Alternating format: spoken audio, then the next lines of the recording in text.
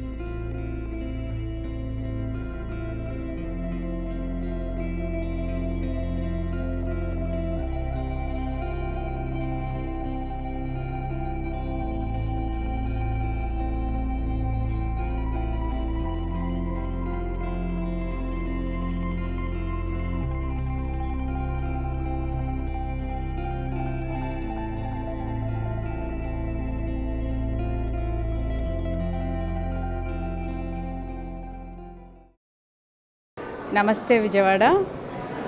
మనకి తెలుగింటి రుచుల్లో ఫస్ట్ గుర్తొచ్చేది ఆవకాయ పచ్చడి. సో సమ్మర్ అంటే మనకి ఆవకాయ గుర్తొస్తుంది.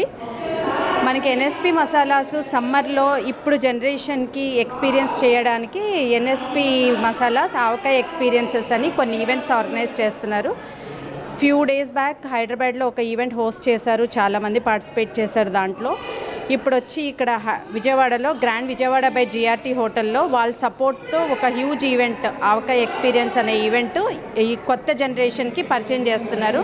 లైక్ ఆవకాయ అసలు ఎలా చేయాలి, so they wanted to promote ఆ కారం అనమాట, ఎన్ఎస్పి కారంని ప్రమోట్ చేస్తా they are doing a event. అది వివైబ్ ఆర్గనైజ్ చేస్తుంది. మన పాత రుచులు అన్నీ మర్చిపోతున్నాము. కేక్ మిక్సింగ్ ఈవెంట్స్ అని, లడ్డు మిక్సింగ్ ఈవెంట్స్ అని కొత్తవి వస్తున్నాయి. సో మన సాంప్రదాయం కాబట్టి ఆవకాయ మిక్సింగ్ ఈవెంట్ అనేది చేద్దామని చెప్పి ఎన్ఎస్పితో మాట్లాడి వాళ్ళ స్పైసెస్ని ప్రమోట్ చేస్తూ గ్రాండ్ విజయవాడ బై జిఆర్టీ మేము కలిపి ఒక ఈవెంట్ని హోస్ట్ చేస్తున్నాం. మీరు చూసారు, చాలామంది జనాలు కూడా వచ్చారు. అండ్ యూత్ కూడా షోయింగ్ ఇంట్రెస్ట్ అనమాట పార్టిసిపేట్ చేయడానికి. మన వెస్ట్రన్ కల్చర్ కాకుండా మన సాంప్రదాయం, మన ట్రెడిషనల్ కల్చర్స్ని మనం ప్రమోట్ చేయాలన్నదే మెయిన్ వివైబ్ ఒక ఉద్దేశం. So first time we're doing in avakaya mixing ceremony in GRT grand Vijayawada. So ఎంతోమంది చాలా విధాలుగా చేస్తుంటారు. క్రిస్మస్కి, న్యూ ఇయర్కి కేక్ మిక్సింగ్ సెరమనీ చేస్తుంటారు.